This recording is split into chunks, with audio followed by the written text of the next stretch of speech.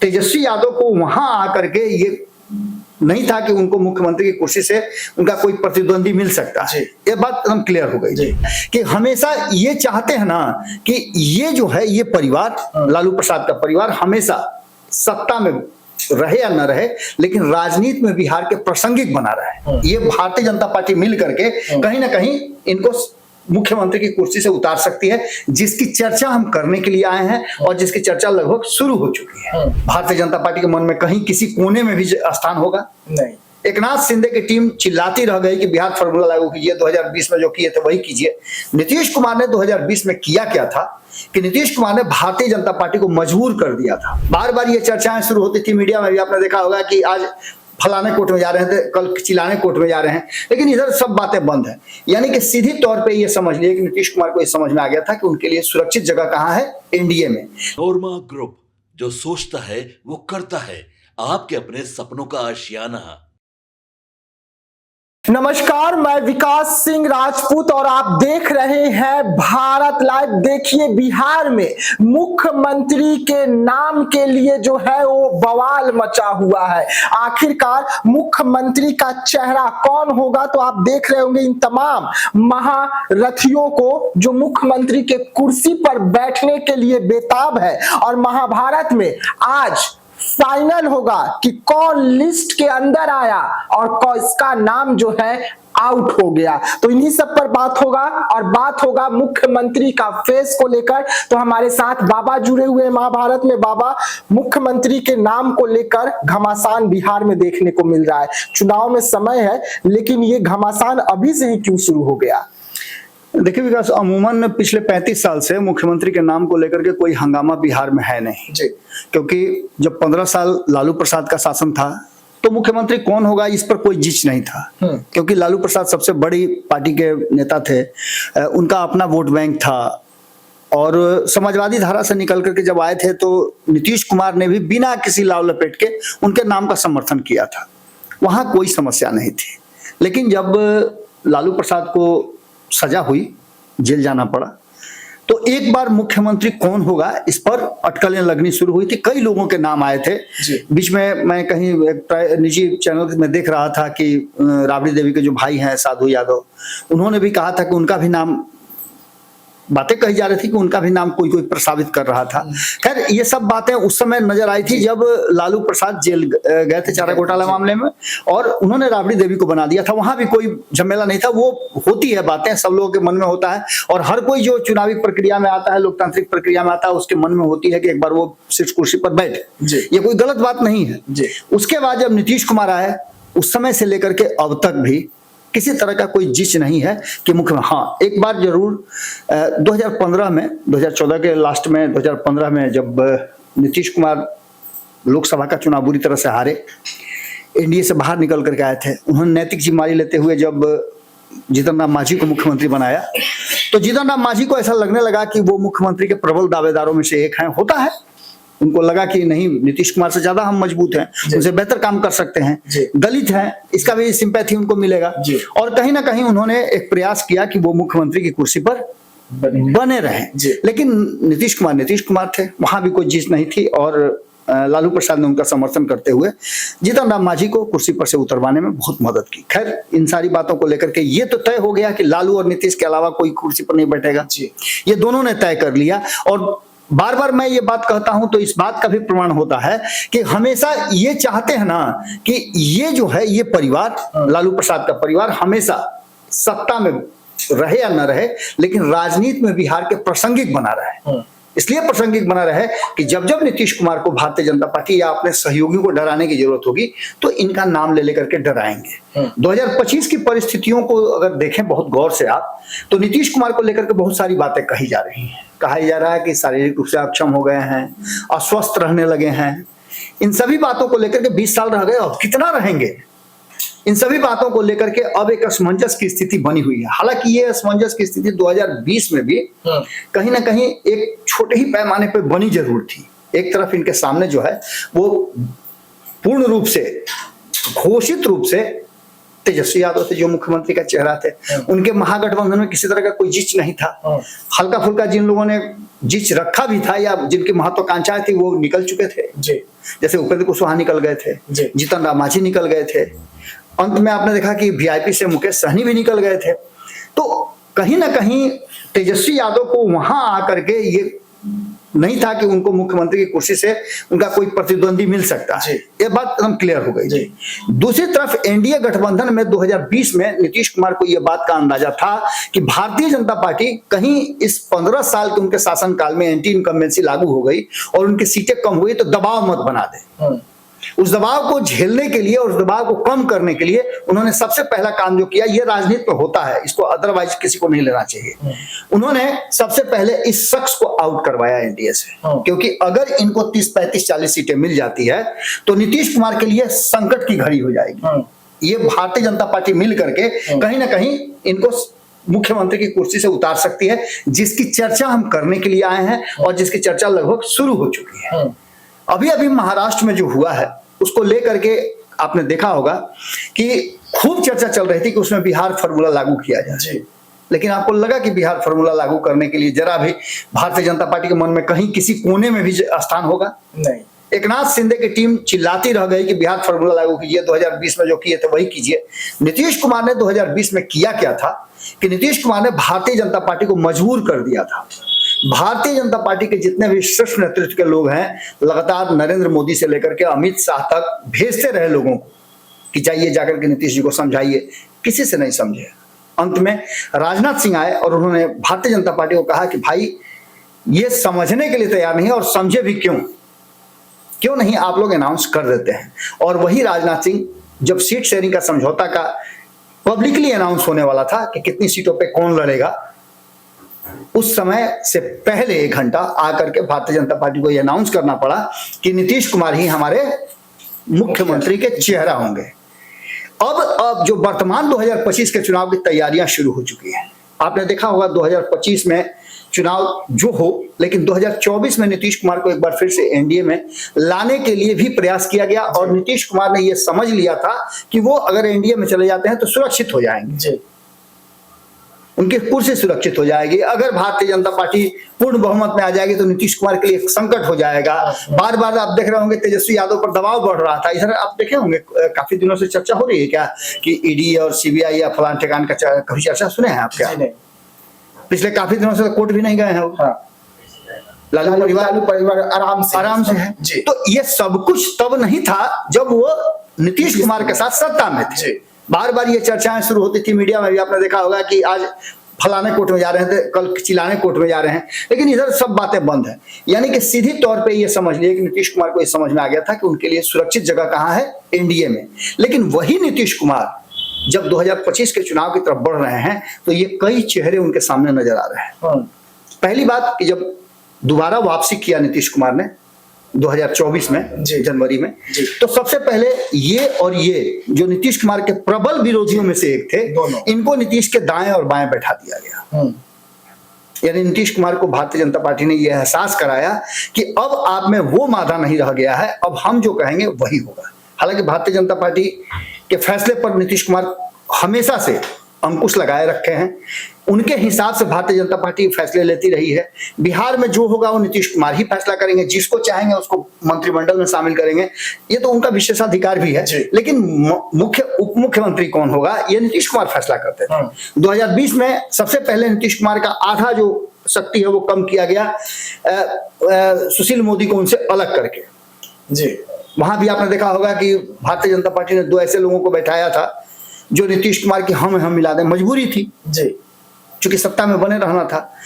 अब यह समझ सकते हैं आप कि जो जिसके पास 74 सीट था वो मजबूर थी 43 सीट वाले से, यानी नीतीश कुमार का सिक्का चल रहा था। अब यही नीतीश कुमार शारीरिक रूप से कमजोर बताया जा रहा है, अक्षम बताया जा रहा है, सीटों से कमजोर बताया जा रहा है। आने वाले 2025 के चुनाव में इनका रिकॉर्ड क्या होगा, रिजल्ट क्या होगा। हालांकि 4 सीटों के अभी भी आपने देखा होगा कि उपचुनाव हुए हैं, उसमें इन्होंने बेहतर प्रदर्शन किया है, अपने दम पे 4 सीट जितवा करके लाए हैं।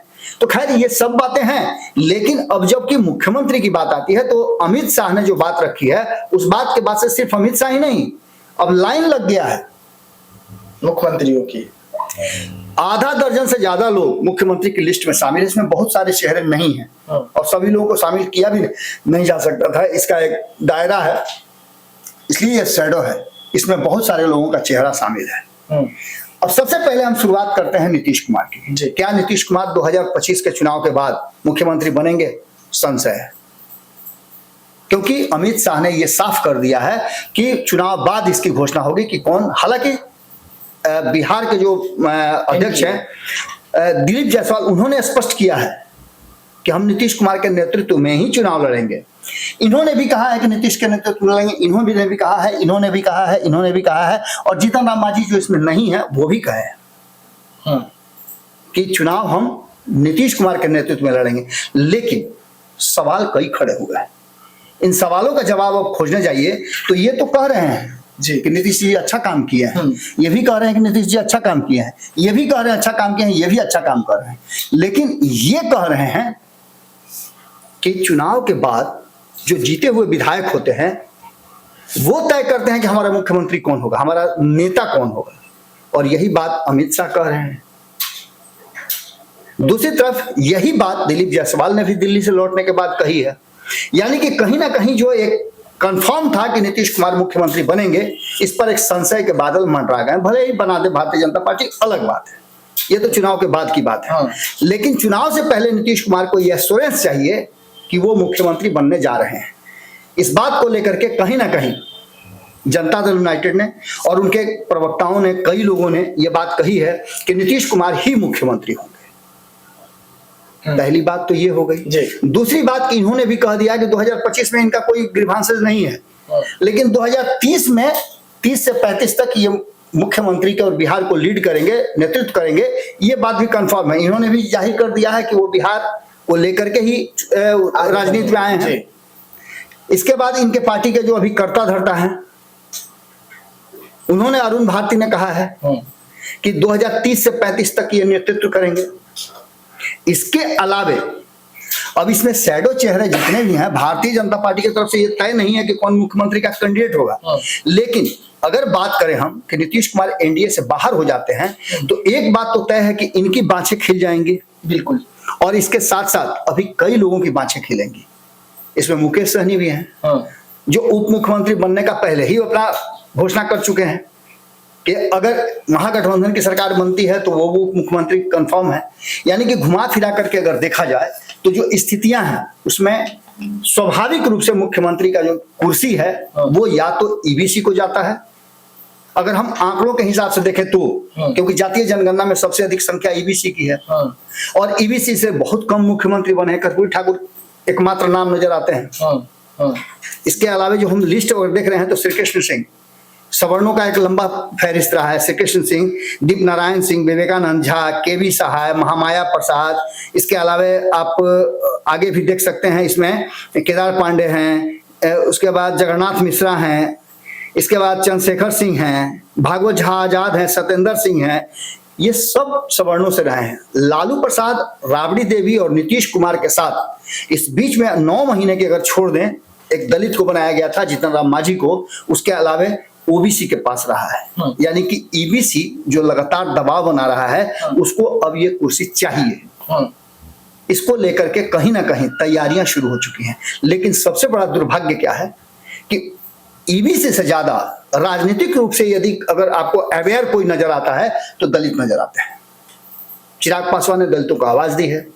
पीछे पीछे इनके खड़े आपको नजर आ रहे हैं जीतन राम मांझी। इसके अलावा और कई दलित नेता हैं। ये सब मिलकर के मजबूर कर रहे हैं कि इस बार फिर से दलित को बनाया जाए, जिसमें रामसुंदर दास को बनाया गया था, भोला पासवान शास्त्री को बनाया गया था। ये सभी बातें घुमा फिरा करके जगह पर आ रही हैं और ये बार बार कह रहे हैं कि इनके पिता सक्षम थे, उनको मौका भी मिला था बिहार का मुख्यमंत्री बनने के लिए, लेकिन उन्होंने कहा कि मुस्लिमों को बनाया जाए। मुस्लिम का कोटा भी पूरा हो चुका है इस बिहार में। अब्दुल गफूर को बना करके मुस्लिम का भी कोटा पूरा हो चुका है। लेकिन खैर, अब 2 ही नाम इसमें सामने आते हैं, जिसमें एक नाम आप लगातार सुन रहे होंगे कि बिहार में जो कांग्रेस कह रही है कि मुस्लिम को बनाया जाए, एक मुस्लिम उप मुख्यमंत्री कम से कम रहे। अगर तेजस्वी यादव को मुख्यमंत्री बनना है तो ये मानना पड़ेगा, एक सवर्ण को एक बनाना पड़ेगा। दूसरी तरफ ये पूरी तरह से तैयार नजर आ रहे हैं।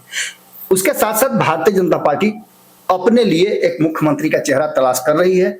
अभी तक भारतीय जनता पार्टी कंफर्म नहीं है कि कौन मुख्यमंत्री का चेहरा होगा। और भारतीय जनता पार्टी में अक्सर आप देखे होंगे कि मुख्यमंत्री के नाम की घोषणा चुनाव बाद होती है और केंद्रीय नेतृत्व से फरमान आता है। जैसे पहले कांग्रेस के यहां से आता था कि आला कमान जो कहेगा वही सही होगा। ऐसी स्थिति में एक बात तो साफ नजर आ रही है कि कहीं ना कहीं मुख्यमंत्री को लेकर के जो बवाल मचा हुआ है, उस बवाल में नीतीश कुमार के लिए विकल्प बहुत सीमित नजर आते हैं। इसकी तलाश करने के लिए नीतीश कुमार दो हाथ करने के लिए भी तैयारी कर चुके हैं। हम कल ही से बता रहे हैं कि उन्होंने अचानक से नाम क्यों बदला। अचानक से उन्होंने अपनी यात्रा का नाम महिला संवाद यात्रा से प्रगति यात्रा क्यों किया। तो नीतीश कुमार ये शो करना चाहते हैं कि 20 साल में ऐसा नहीं कि हाथ पे हाथ धर के बैठे रहे हैं।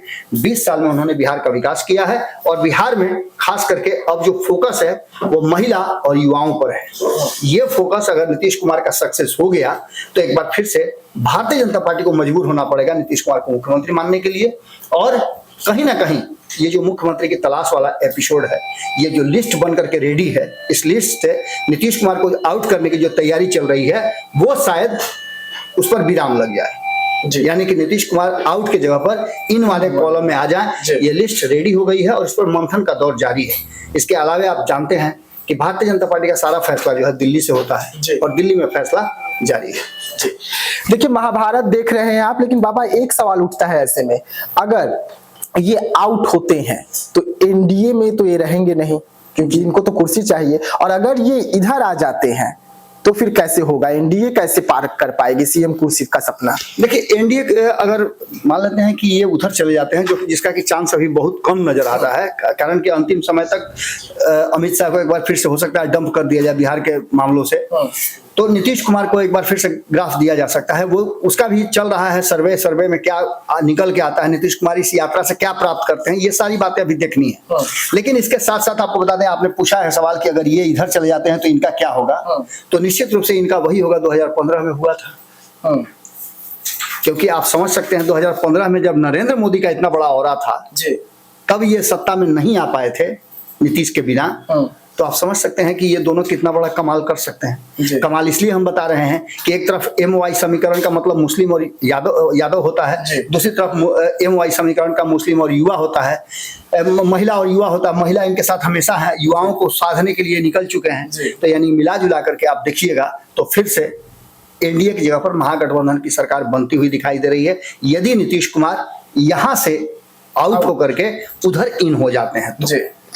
चलिए ठीक है, महाभारत देख रहे थे आप। महाभारत में हम आपको समझा रहे थे कि ये अगर आउट होते हैं एनडीए से और तेजस्वी की पार्टी महागठबंधन में इन हो जाते हैं तो सरकार बिहार में महागठबंधन की बनती हुई नजर आएगी। लेकिन अभी तमाम मुद्दों पर चिंतन और मंथन हो रहा है। एक तरफ एनडीए है जो लगातार अब निर्णय ले रही है कि किसे आउट करना है, किसे इन करना है। बिहार के सीएम फेस पर मोहर जो है वो लगानी है। वैसे में बीजेपी फूक फूक कर कदम उठा रही है, लेकिन नीतीश कुमार दमखम के साथ खड़े हैं, कह रहे हैं कि कुर्सी हमें चाहिए। तो ऐसे तमाम खबरों के लिए रहिएगा हमारे साथ, दीजिएगा इजाजत, धन्यवाद। आपके सपनों को हमने सजाया है, ई होम्स पैनोरमा को हमने बनाया है। ई होम्स मेरा एक सपना था जिसपे मैं पिछले 4 साल से काम कर रहा था। हमने जो बनाया है वो सबने है माना। ई होम्स पैनोरमा में हो आपका भी आशियाना। और फाइनली हमने 2021 में इस प्रोजेक्ट को लॉन्च किया। बहुत लोग अप्रिशिएट कर रहे हैं कि पूर्णिया जैसे शहर में, बिहार के, एक तो बिहार की बात करें उसमें भी पूर्णिया जैसे छोटे जगह में इस तरह का लाइफस्टाइल देना, ये सुन के हम लोगों को बहुत अच्छा लगता है। ई होम्स में हमने कुछ और भी किया है, जैसे हम जिस जगह में रह रहे हैं हमारे फैमिली सिक्योर हो, उनको सिक्योरिटी का ध्यान में रखा है। आपकी सुविधा और सुरक्षा आपके लिए खास है, ये आपका विश्वास है। इसमें आर्टिफिशियल इंटेलिजेंस का 7 लेयर सिक्योरिटी का हमने इस्तेमाल किया है। लस ग्रीन कैंपस को बनाया है। यदि हमारा बाउंड्री वाल है तो वो वर्टिकल गार्डन है। ये जितनी भी फैसिलिटी होता है एक इंटरनेशनल टाउनशिप में ई होम्स है, ये हम लोग विश्वास नहीं कर पा रहे हैं। जो भी हमारे मित्र दोस्त या जो भी हमारे बाहर के बाहर आते हैं तो हम लोगों को बहुत अच्छा सुनने को मिलता है और बहुत अच्छा क्रेडिट मिल रहा है। वो सारा हमने सिर्फ एक बिल्डिंग नहीं बनाया, हमने एक बहुत अच्छा लाइफस्टाइल दिया ई होम्स में, और मेरा एक सपना था जिसको मैं आज फुलफिल होते हुए देख पा रहा हूँ। ये आपका आवास है। ई होम्स पैनोरामा में अब आपका निवास है। E homes Panorama, luxurious lifestyle redefined. Panorama group, जो सोचता है वो करता है। अगर ये वीडियो पसंद आई और वह बिहार के राजनीति और बिहारियत से सरोकार रखेनी तो सब्सक्राइब बटन दबा के चैनल के सब्सक्राइब कर ली। ओजे एगो घंटी बा, ओकरा बटन दबा देला से कुल सटीक और मारक खबर रुआ मुफ्त में मिल जाई। अगर रुआ पत्रकारिता के हमनी के नया प्रयोग में सहयोग कर चाहतानी तो ज्वाइन बटन दबा दी। पेटीएम नंबर नोट कर ली 9386 816